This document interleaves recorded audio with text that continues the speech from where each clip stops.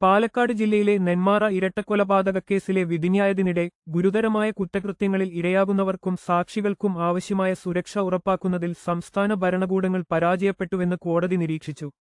സാക്ഷി സംരക്ഷണ സംവിധാനങ്ങൾ വെറും കടലാസിൽ മാത്രം ഒതുങ്ങിപ്പോകുന്നുവെന്നും ഇത് ഫലപ്രദമായി നടപ്പിലാക്കാൻ സർക്കാരുകൾ അടിയന്തര മുൻകൈ എടുക്കണമെന്നും കോടതി വ്യക്തമാക്കി. കേസിലെ പ്രതിക്ക് നേരത്തെ ജാമ്യം അനുവദിച്ചപ്പോൾ സംഭവസ്ഥലത്ത് പ്രവേശിക്കാൻ വിലക്കേർപ്പെടുത്തിയിരുന്നു. എന്നാൽ ഈ വ്യവസ്ഥകൾ ലംഘിക്കപ്പെട്ടിട്ടും പ്രതിക്കെതിരെ നാമമാത്രമായ താക്കീത് നൽകുക മാത്രമാണ് പോലീസ് ചെയ്തത്.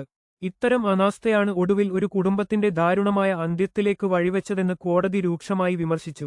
അതേസമയം വധശിക്ഷയ്ക്ക് വിധിക്കപ്പെട്ട പ്രതി ചെന്താമരയുടെ പെരുമാറ്റം ഏവരെയും അത്ഭുതപ്പെടുത്തി. അന്വേഷണ ഉദ്യോഗസ്ഥനായ ഡിവൈഎസ്പി എൻ മുരളീധരന് കോടതി വരാന്തയിൽ വെച്ച് പ്രതി സല്യൂട്ട് നൽകുകയായിരുന്നു. വിധി കേട്ടപ്പോഴും ജയിലിലേക്ക് കൊണ്ടുപോകുന്ന വേളയിലും പ്രതി യാതൊരുവിധ കുറ്റബോധവും പ്രകടിപ്പിച്ചില്ല എന്നത് ശ്രദ്ധേയമാണ്. കൂടുതൽ വാർത്തകൾക്കായി ഞങ്ങളുടെ ചാനൽ സബ്സ്ക്രൈബ് ചെയ്യുക.